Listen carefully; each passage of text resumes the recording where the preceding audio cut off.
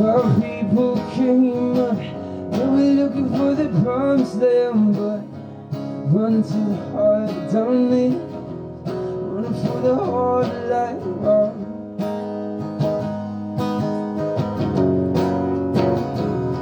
Standing on solid rock, standing on sacred ground, leave it all borrowed time, on the ways of change.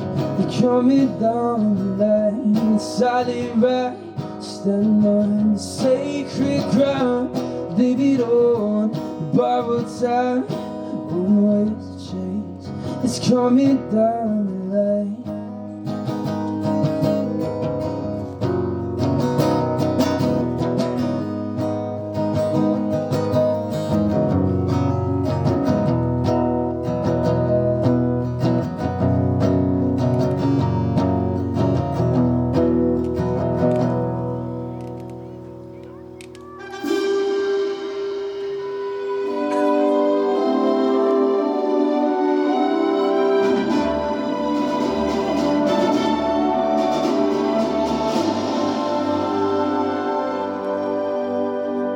Australians, all let us rejoice, for we are one and free, with golden soil and wealth of toil. Our home is good by sea, our land and ours in nature's gifts of beauty, rich and rare. In history's page, let every stage of God's Australia fill. In joyful strains, then let us sing of God's Australia fair.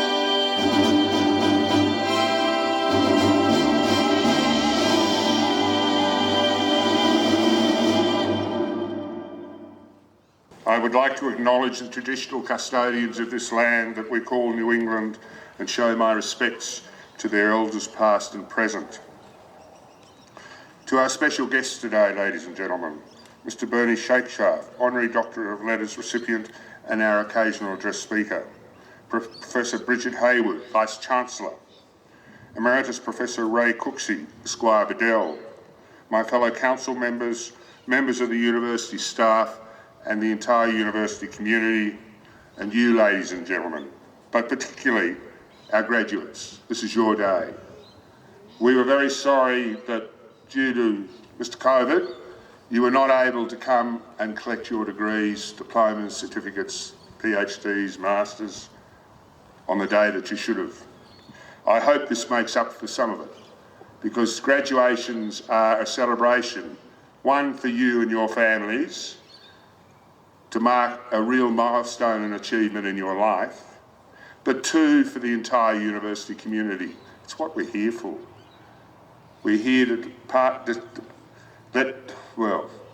spread knowledge and skills that will ensure that when you leave this place, you can not only enrich your own lives and the lives of your family, but the communities you live in, to make them better places, more attractive places, easier places to live, and fun places. So enjoy today, it's your day. Remember it, and that your families enjoy it too. So I declare this ceremony open and call upon Pro Vice-Chancellor Indigenous Joe Fraser to make acknowledgement to country.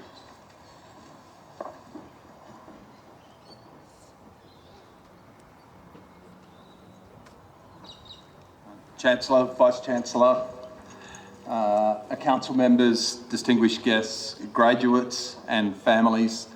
Nuntabalia no ku ini Joe Fraser nya, no ku Nura Iramagaru.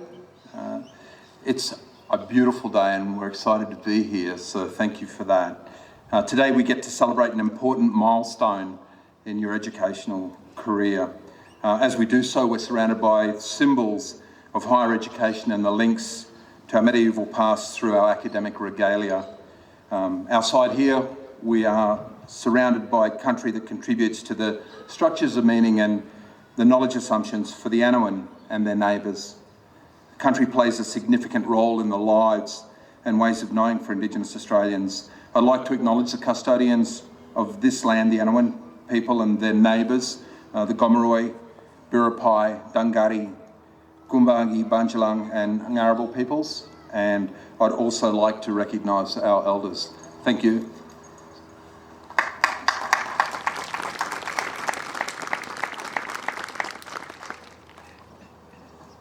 Thank you. I now call upon the Vice-Chancellor, Professor Bridget Hayward, to present Mr Bernie Shakeshaft to the degree Doctor of Letters Honoris Causa.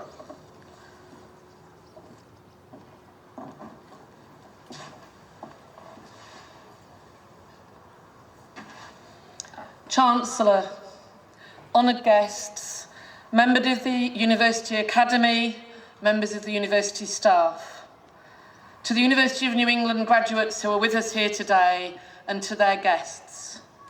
I'm deeply proud to be standing here on the green lawns in front of Bullabimba, one of the landmark buildings of the University of New England. Had you been here 30 months ago, the green lawns were brown dirt, sadly. And the University of New England and the region were experiencing one of the longest periods of drought over the last decade. We thought we had just recovered when we moved into one of the worst bushfire seasons in recent memory and the subject of a recent Royal Commission. The university welcomed over 7,000 volunteer firemen who supported the region in preserving life and protecting land at a very difficult time, an understatement. Just as we thought we were coming out of those travails, we moved into experiencing, in our own particular way, the first modern pandemic of the 21st century. Those were difficult times for everybody, and each person and each community will tell its own story of lockdowns, restrictions, of dealing with the unknown, a small viral particle that wreaked havoc across the lives of this country and across many nations, and against which we are still fighting.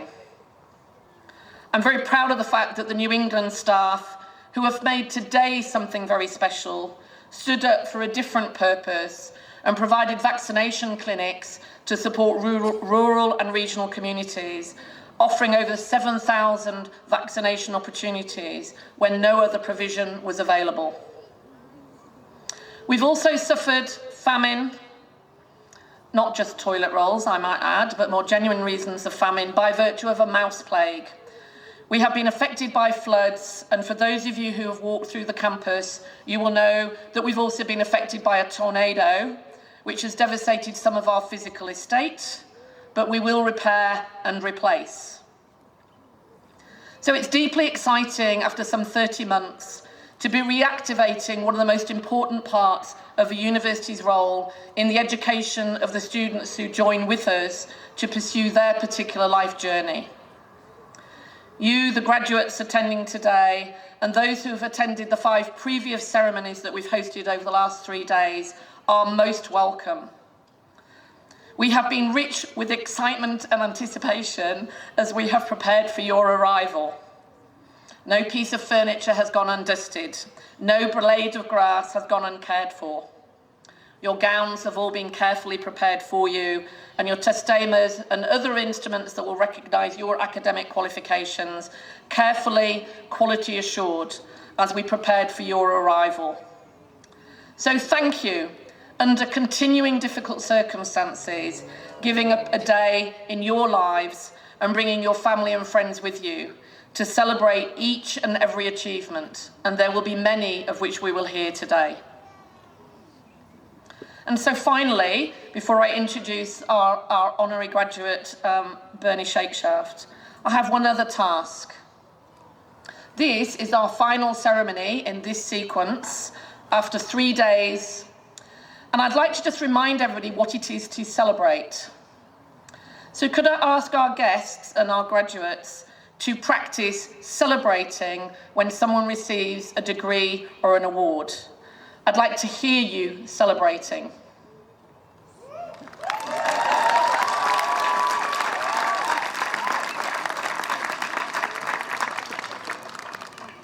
To the individual who went, whoa, thank you. To the rest of you, that was quite frankly pathetic. So let's just practice again. Quality assurance means you think about it, you determine what you're going to do, you then do it, and then you reflect on it. So this is the bit where you're going to do it and then reflect on how good you could be. So once again, let us practice celebrating.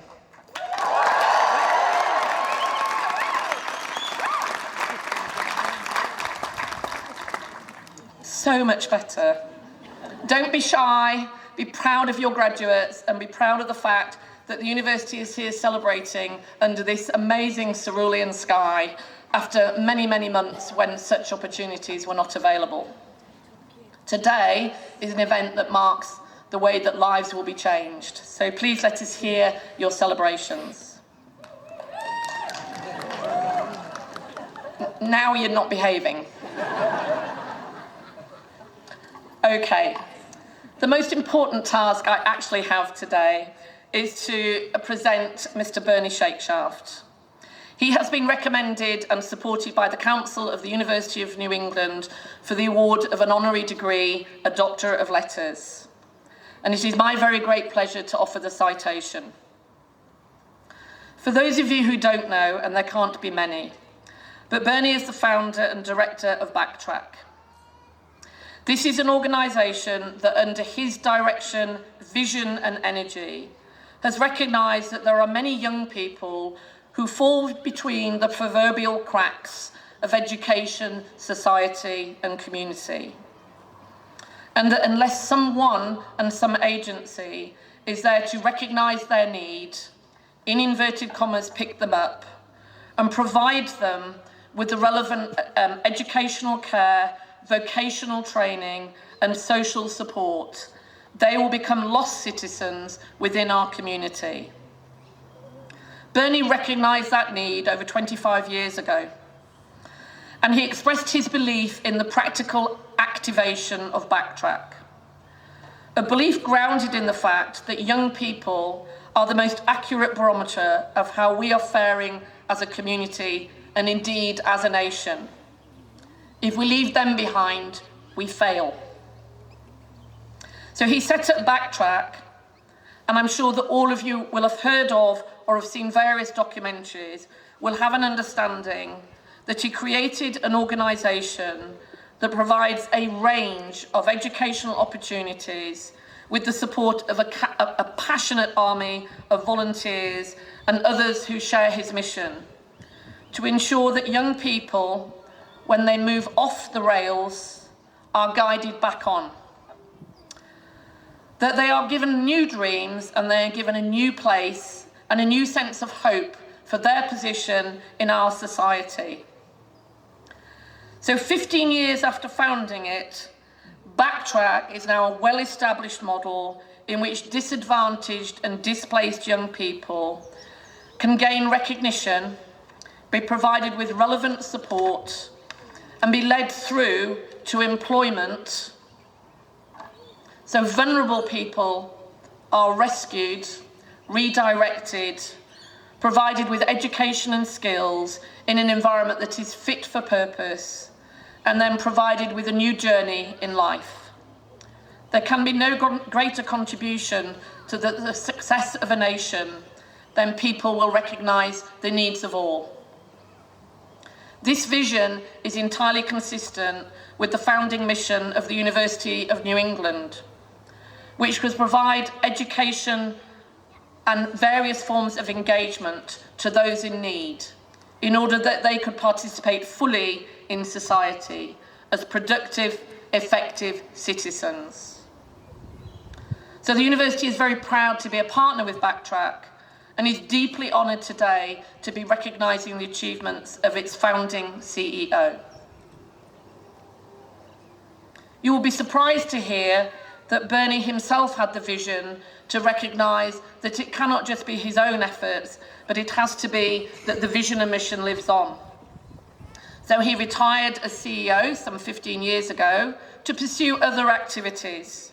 And those of us that have the opportunity to participate in community life with him here in New England know that he takes the same enthusiasm and commitment and sense of purpose to all of his other community activities.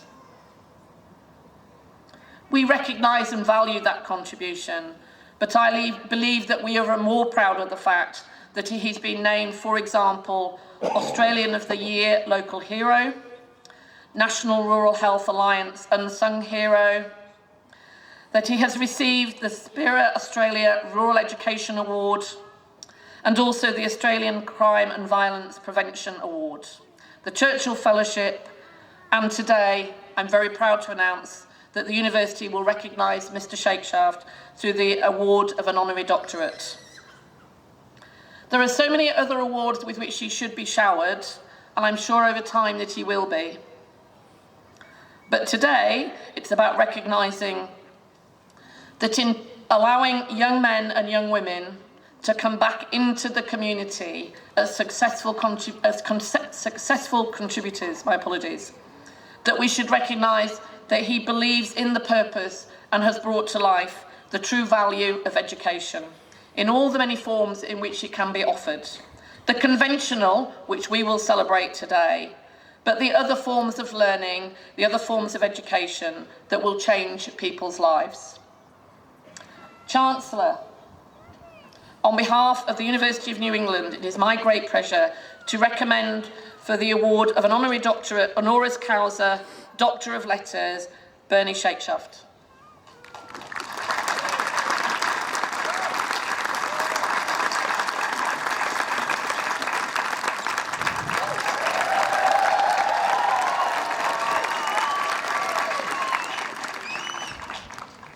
In the name of the Council and by my authority as Chancellor, I admit you honoris causa to the degree Doctor of Letters.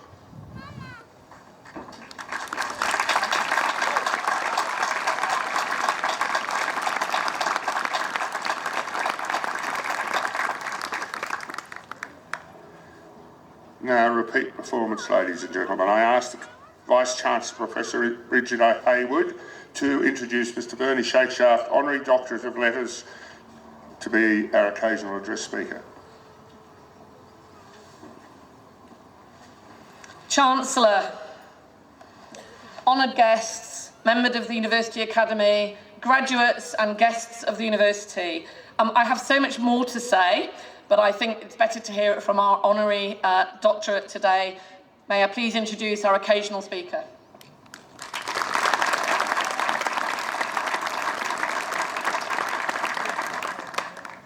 Boy, I got about 37 instructions of when to touch a hat, what to do, and I reckon I got most of them wrong. So that'll be consistent with my theme today. This morning I was wearing the Cobra thinking, boy, this is going to be inside because it's raining. Now we got the sun. I'm trying to bend this little tip down, but probably get in trouble for that as well. To the Unwin mob, thank you so much for having us up here. What a spectacular building perched on the top town. There is so much wisdom and learning that's gone on here. James, Bridget, thank you so much for having me here. Probably got another bit wrong. Should have said Chancellor and Vice Chancellor, but on we move. Look, in 2006, I got to a point in my life where I went, pretty easy to define the problem that's going on here in Australia. Pretty hard to do something about it. So either shut up and stop whinging about it or get on and do something.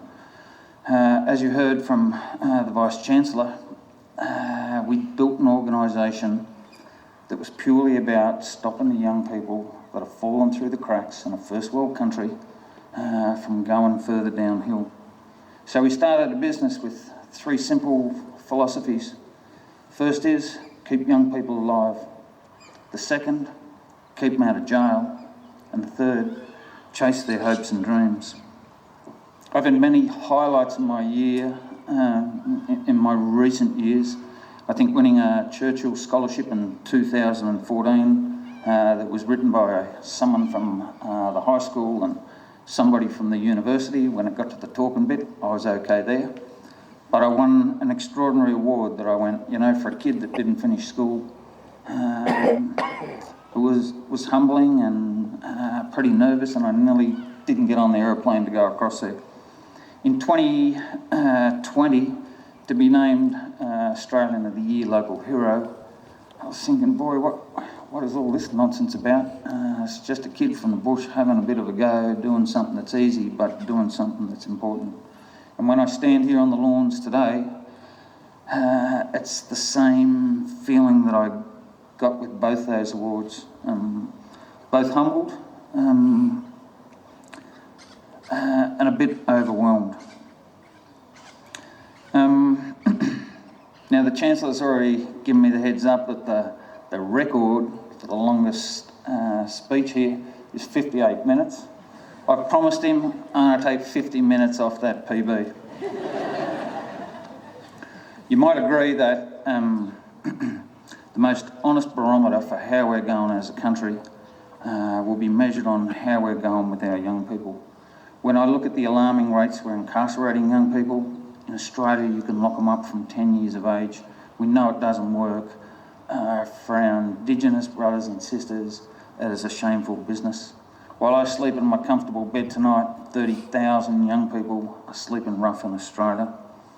Suicide is the highest killer of young people in this country. And I go, fair income, not bloody good enough. Over 1 million kids are under the poverty line. 1 in 4 are diagnosed with a mental health disorder. And the one that jumps out to me the most, in 2014 there was a report came out that estimated 1 in 5 kids under the age of 17 in this first world country. I'm pretty certain now that we're talking about 1 in 4. 1 in 4 young people don't go to school, they're not involved in any kind of training, and they certainly don't have a job. A quarter of the kids in this country, I say not bloody good enough. Look, my formal education as a young fella didn't go so well. I sampled multiple schools. How lucky was that? My last year in education, I think I was in year 10, I spent more time in the principal's office than any other office. I was starting to think that perhaps I was the principal. I would love for him to be standing here today and listen to this title, an honorary doctorate. I love the word unconventional. I'm standing here humbled, and I'm standing here overwhelmed. Why humbled? Because there are so many people here today that have given up years of their lives, worked incredibly hard to be awarded a degree. I take my hat off to your mob today, so good on you. Overwhelmed and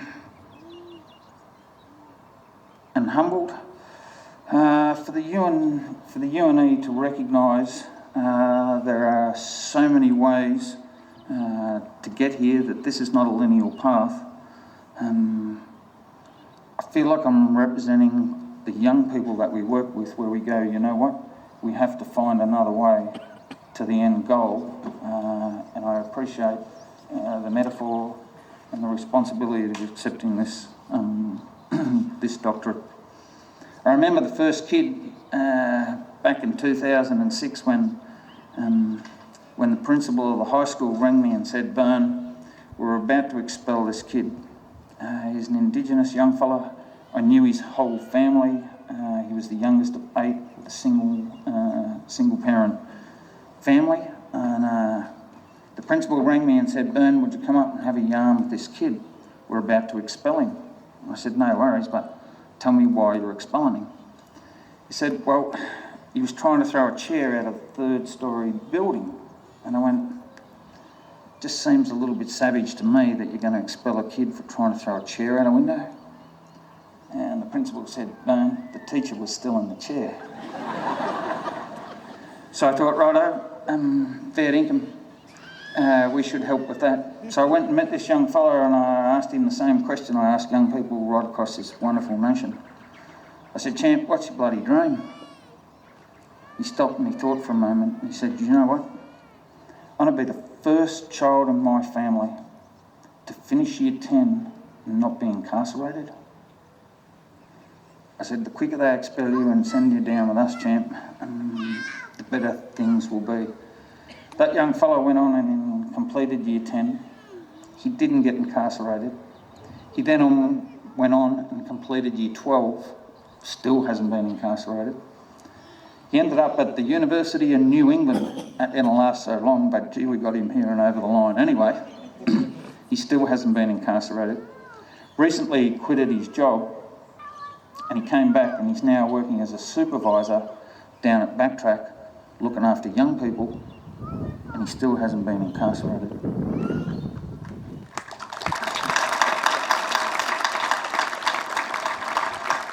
Stop clapping, you're taking into me time, and I'm watching the Chancellor, watching his watch, saying hurry up, shake shaft.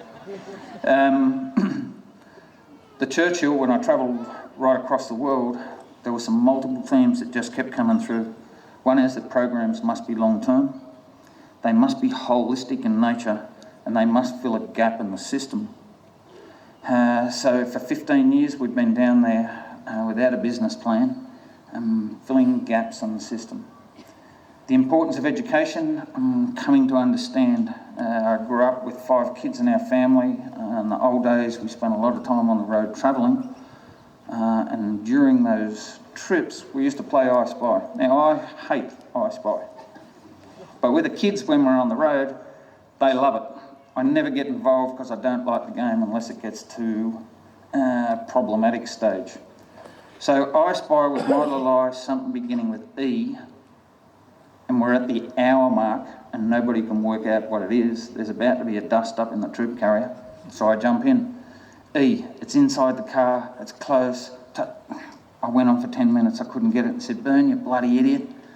He said, "It's the thing you put your foot on to make the car go faster." I said, "Accelerator doesn't start with E." So education, I'm not sure where it comes from, but that was the moment, the critical moment where I went, you know what? We need a school teacher. These kids need to learn to read and write. They take us through with pathways. We are one of the most successful organisations with getting kids into jobs, up around the 87%. So these are the kids that nobody else will help. 87% of them through long-term holistic programs end up in jobs. It makes me reflect on how I got from where I started when things weren't so well to where I'm at today. And I think you must have mentors, people that you look up to in your lives. And I'm sure when I look across the faces of these people sitting here today, I'll bet there isn't one amongst us that can't go, you know, there was somebody to look up to in your journey that may have helped you get to where you are today. Can I ask you to do one thing and nothing else? Pass that on to somebody else. There are people watching you. Be the mentor. Encourage people that they can get there and look out for them. I'm going to leave you on this quick note. How many minutes have I got to go before I hit the 58, boss?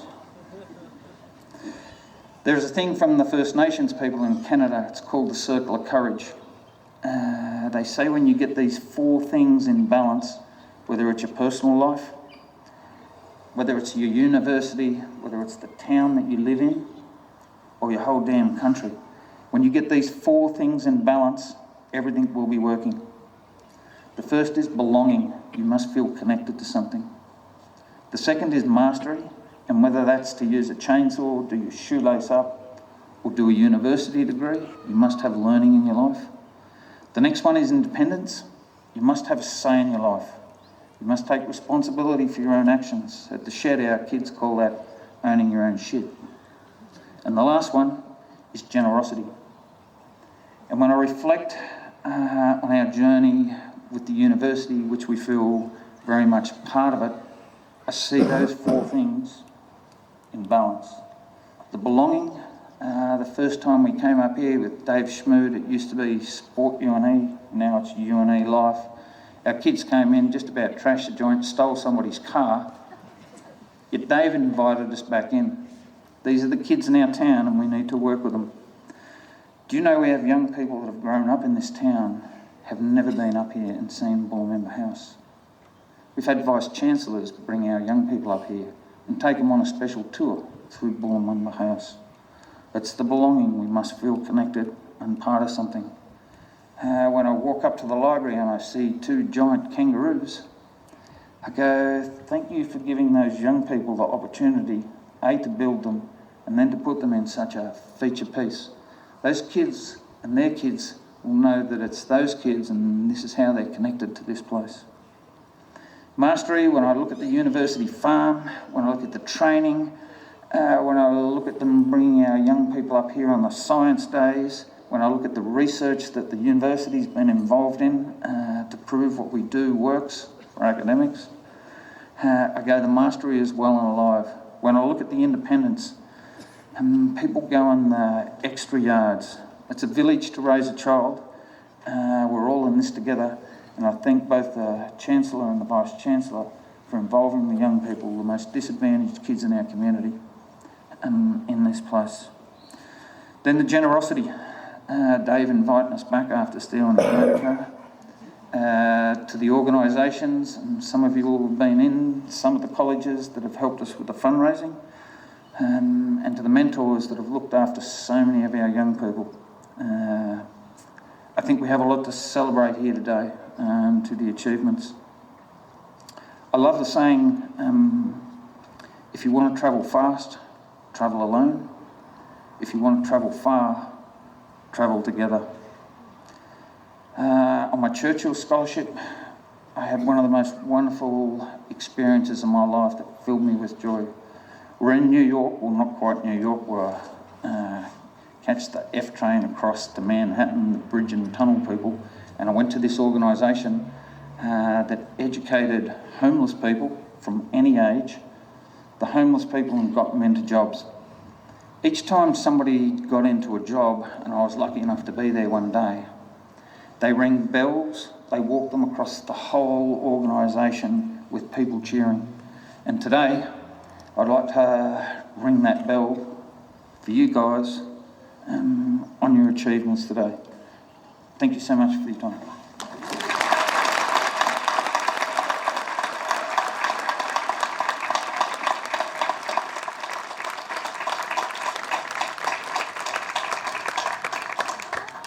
Thanks, Bernie. This institution, this place on the hill, this community is honoured to have you as part of our family and privileged to help you. I now ask our graduation musician, Mr. Fergus James, to perform, and would you please remain seated while he does. I promise you will see I'll be this move. Can't you see that? Wouldn't you rather regret the steps you took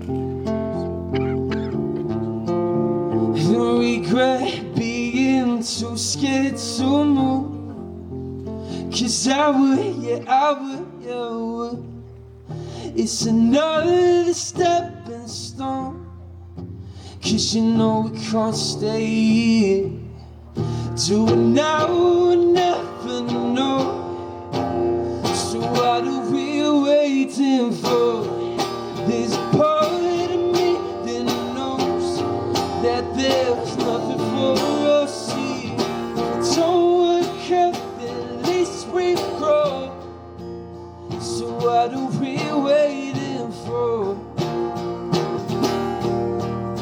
'Cause I've tried for way too long to be all the things that everyone wanted. I can't believe I'm back where I started. One day we'll all be old, and I wanna know something, let's drive a road. 'Cause I'd rather regret the steps I took than regret doing nothing when I had nothing to lose.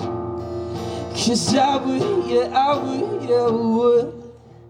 It's another stepping stone, 'cause you know we can't stay here. Do now or never know. So what are we waiting for? So what are we waiting for?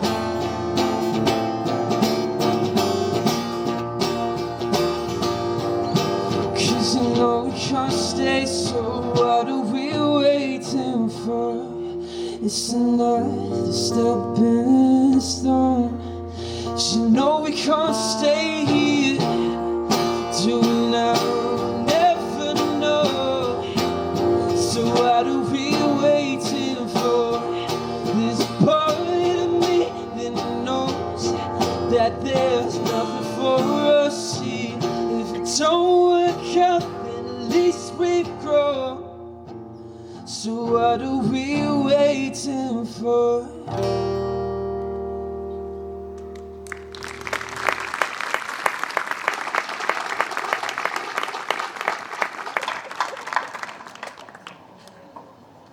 Chancellor, that concludes the presentation of the admitted Bachelor graduates from the School of Rural Medicine who were able to be here today. Chancellor, I now invite the Head of School of Health, Associate Professor Jane Clark, to present the graduates admitted to the degree of Bachelor with Honours and Bachelor, and the candidates awarded the diploma who were able to be present at this ceremony.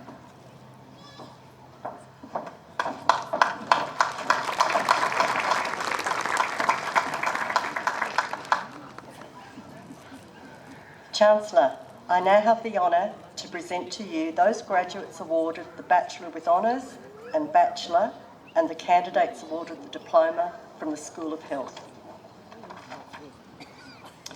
Bachelor of Social Work with Honours, Paige Elizabeth Witchard, 2nd class, Division 1.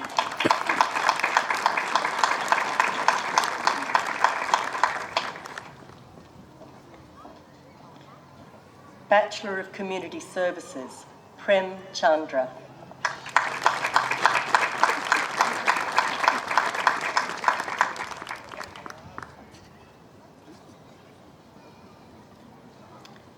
Bachelor of Nursing, Abby Renee Brown.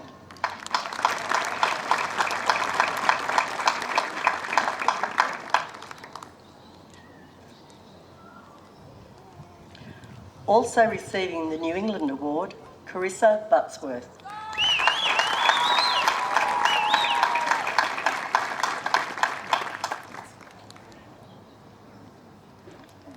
Kimberly Renee Collins.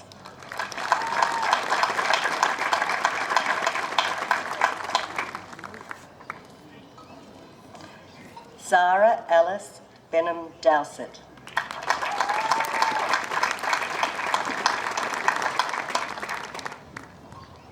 I now invite Joanne Margaret Durgan, Doctor of Philosophy and Chancellor's Doctor of Research Medalist, to give the vote of thanks. Thank you.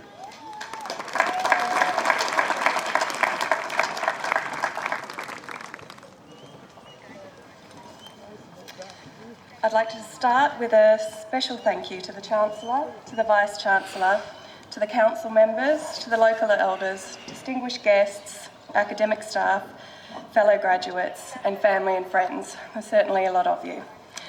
Completing a formal qualification in a university setting is a wonderful thing, but there's something truly wonderful about it being over. Sitting here today, all the graduates should feel very proud of themselves. I can imagine that for many there were moments that were challenging, and I'd like to say a special thank you to all of the people who helped us in those difficult moments, to all of the people who saw the potential in the student, especially when we'd been struggling to see the potential in ourselves, for those that helped when we lost sight of the end game, when we lost sight of the why behind the lessons and the endless reading and the ongoing assessments and the deadlines. And for us Masters and PhD students, the rejections, the peer review comments and the resubmissions. Thank you for helping us keep an eye on the prize and making sure we didn't lose faith in ourselves. As I was finishing my Masters in the United Kingdom, I made a promise to myself that that would be the last time I ever undertook any type of formal study. Thankfully, I met my supervisors, Professor Deborah Jackson and Professor Kim Usher, who's here today. Where's Kim today? Kim, give them a wave. That's Kim. Yes. They explained that further study created endless opportunities. They also explained that I could and I would complete this doctoral program. At the time, I held this firm belief that I was not intelligent or disciplined enough to ever consider doing a doctoral study. But Kim and Deborah quickly debunked that idea and reprimanded me for that type of thinking. They explained it wouldn't be easy, but I was capable. For anyone here who has promised themselves that this is the last time they ever complete any type of formal study, I hope you meet your Kim and Deborah one day. I'm glad I did. It was hard, but it was worth it.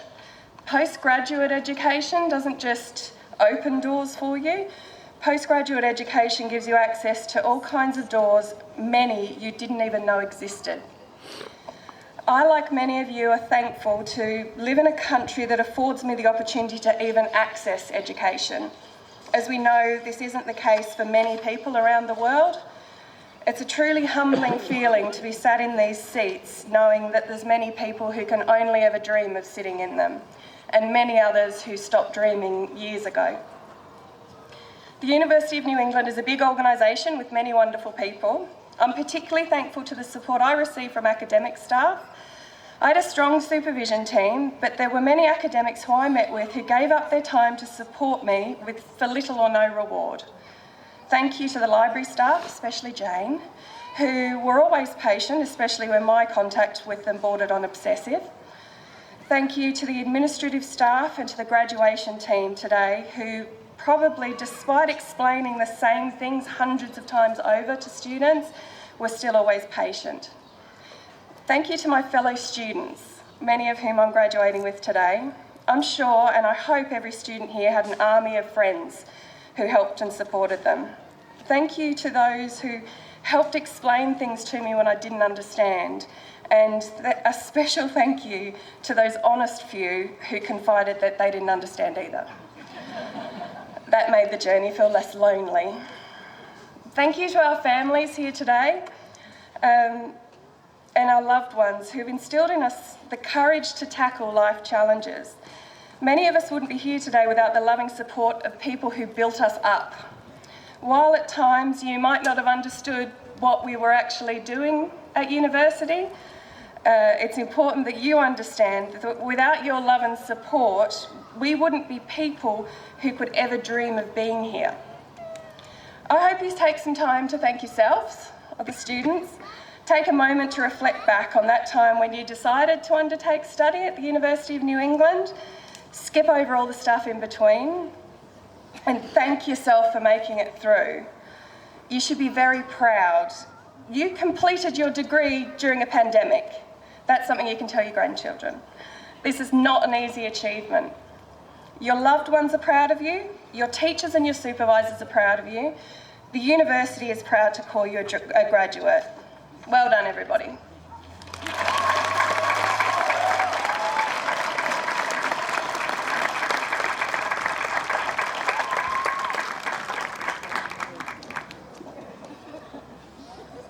Thank you. The Chancellor will offer a few words of thanks in a moment. But first of all, a small experiment, if you will indulge. I'd like the graduates to stand and face their audience. So first of all, just indulge while the photographers focus in congratulating each other.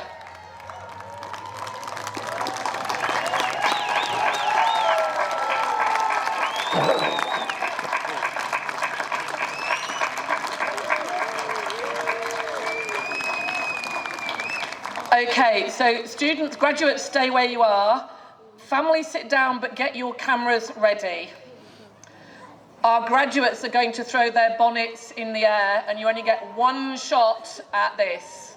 And I'm going to say, on your marks, get ready, go, because the photographer has to get this moment on film for us. And if everybody else gets their iPhones, the blue gentleman in the blue shirt jumping up and down, jump less, just focus your photograph. Everybody ready? On your marks, get set, go!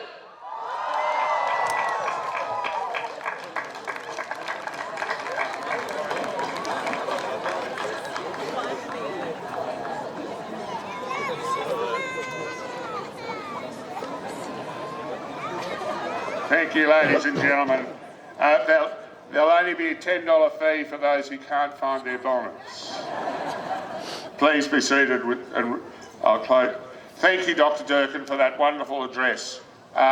We all realise that family and friends play an enormous part in getting people here today. And thank you on the university's behalf for saying nice words about the staff. They do work unbelievably hard to make sure you get here today. You today have got degrees, diplomas, doctorates, and I hope you do take a little selfish time and be good to yourself and your families. But do remember the communities that you go and work and live in. You have great skills and knowledge that will make them much better places to live in, much better places to work in, and therefore will make you much happier. Because actually giving some knowledge and time to community events is highly rewarding. You've joined an extraordinary club today, ladies and gentlemen. It's called the Alumni of UNE. It's a worldwide club. I hope you join it. We like knowing where you are, and we like being able to tell you what we're doing. It's also handy at times, wherever you are in the world, there surely will be somebody from UNE there, and they can give you a guiding hand in almost anything. I'd like to thank, on your behalf, the staff that have put this on this weekend and this afternoon, particularly for you. They have worked unbelievably hard.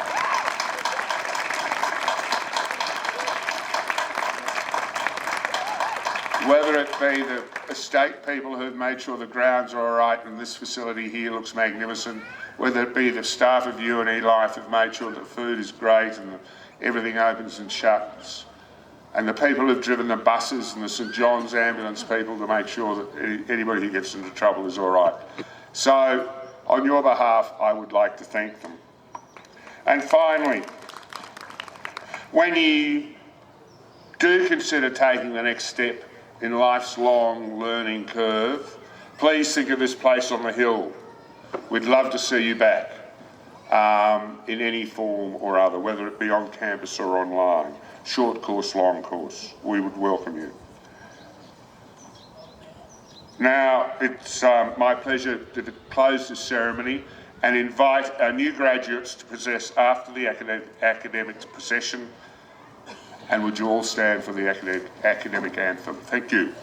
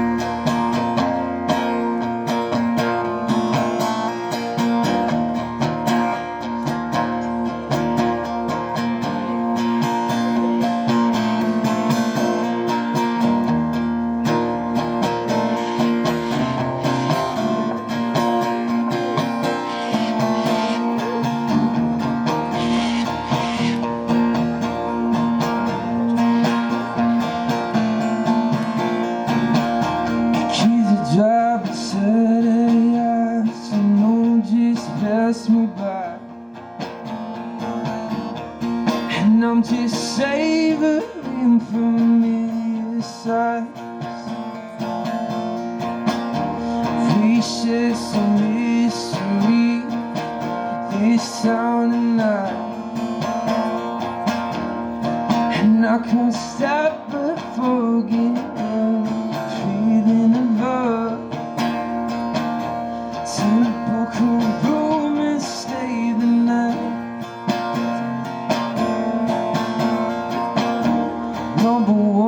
used to find some friends to say you're doing well. After this time, your words will not the same. Number two is a happy hour, one of the two hotels. Settling to play, do you remember so and so? Number three is never say your name.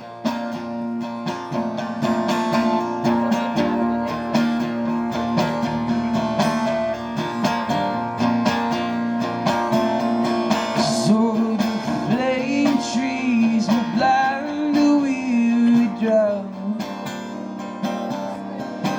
There's nothing that can set fire to this town.